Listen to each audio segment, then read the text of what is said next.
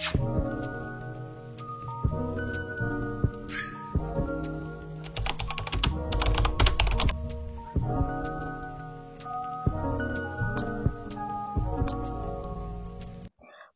teknologi saat ini sangatlah begitu pesat. Di zaman modern, manusia memudahkan dalam memperoleh informasi. Di era digital saat ini, banyak informasi dari dalam segala bidang kehidupan yang dapat diakses kapanpun oleh masyarakat. Namun, karena kemudahan menerima informasi yang entah dari mana, masyarakat pun cenderung jadi lebih mudah percaya, padahal belum tentu hal itu jelas tentang informasi tersebut. Maka dari itu, masyarakat harus dibekali dengan kemampuan literasi digital, terutama di Indonesia ini sendiri, di mana di Indonesia saat ini memiliki teknologi informasi yang telah memberikan banyak kemajuan bagi kehidupan manusia. Terlebih, semakin meningkatnya pemanfaatan komputer dan internet misalkan dalam membantu dan memudahkan berbagai pekerjaan dan aktivitas sehari-hari.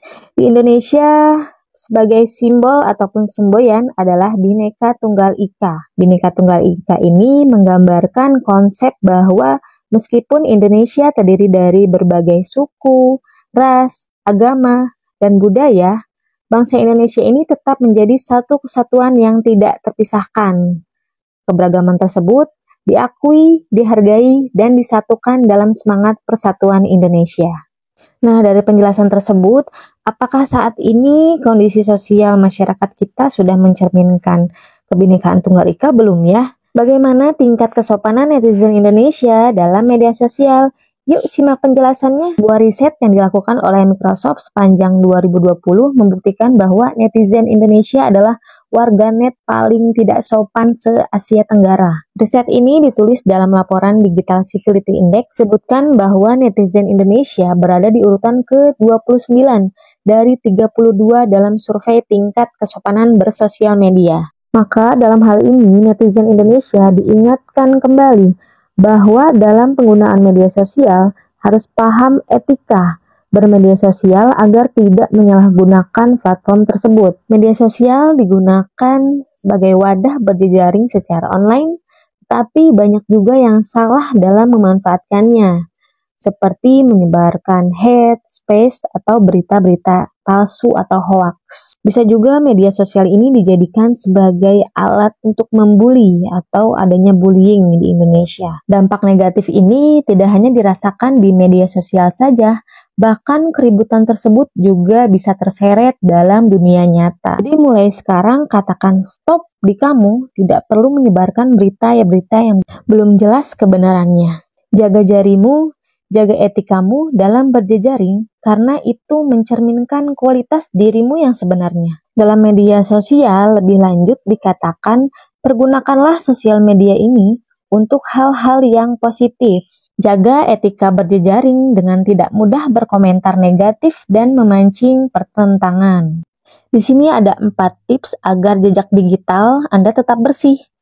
Yang pertama yaitu memeriksa jejak digital kita sendiri. Perhatikan data pribadi pada ponsel, bijak sebelum menulis, dan yang terakhir adalah bangun citra diri yang positif. Maka ketika hal yang tadi sudah dilakukan, kita akan bisa merawat kebinekaan bangsa melalui literasi digital. Kebinekaan artinya keanekaragam, bermacam-macam, yang mengarah pada adanya perbedaan dalam masing-masing kehidupan. Keanekaragaman ini akan menjadi sosial media yang besar untuk membangun bangsa dan negara yang lebih maju dan sejahtera. Semboyan Bhinneka Tunggal Ika menggambarkan keberagaman penduduk Indonesia, sekaligus pemersatu dan pengikat semua anggota kelompok sosial yang berbeda-beda. Bagi bangsa Indonesia, semboyan Bhinneka Tunggal Ika merupakan dasar untuk mewujudkan persatuan dan kesatuan Indonesia. Perwujudan semboyan Bhinneka Tunggal Ika dalam kehidupan sehari-hari dilakukan dengan cara hidup saling menghargai antar masyarakat yang satu dengan yang lainnya,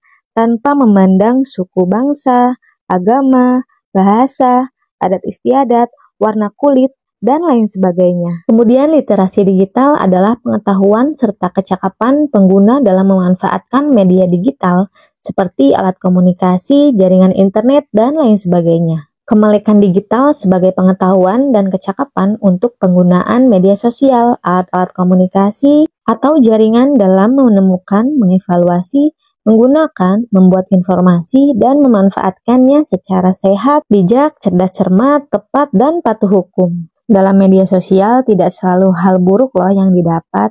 Jika kita bijak dalam penggunaannya, maka banyak sekali manfaat-manfaat yang akan kita dapatkan. Contohnya penggunaan media sosial dalam peran pendidikan. Hal ini tentu saja dibuktikan dengan semakin banyaknya metode yang dikembangkan dalam dunia pendidikan, yang banyak menggunakan media pembelajaran, media sosial. Pemanfaatan media sosial untuk pembelajaran dapat lebih meningkatkan kualitas pembelajaran jika digunakan semaksimal mungkin.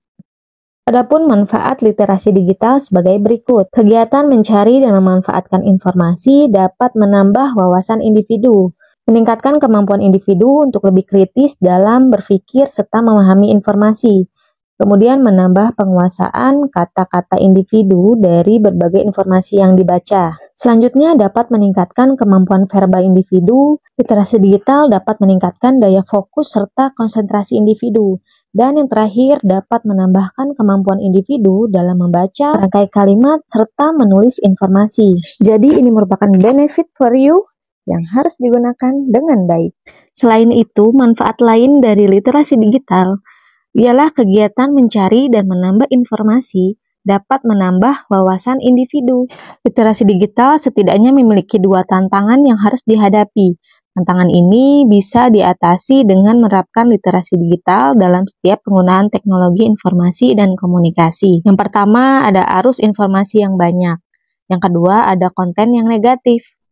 Yang pertama, ada arus informasi yang banyak, itu artinya bahwa masyarakat terlalu banyak menerima informasi di saat yang bersamaan, seperti itu. Kemudian yang kedua, konten negatif menjadi salah satu tantangan di era literasi digital.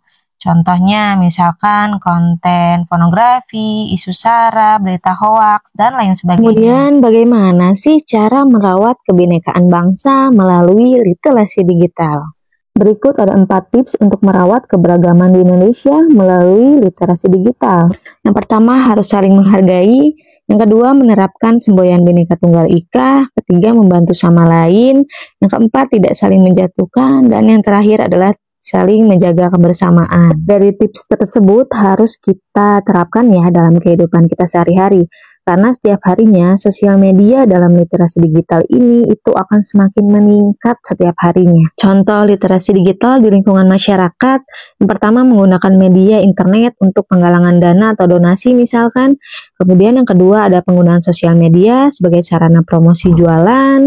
Kemudian memakai aplikasi meeting untuk rapat misalkan. Kemudian menggunakan grup media sosial untuk dapat menyebarkan informasi yang tepat dan kredibel.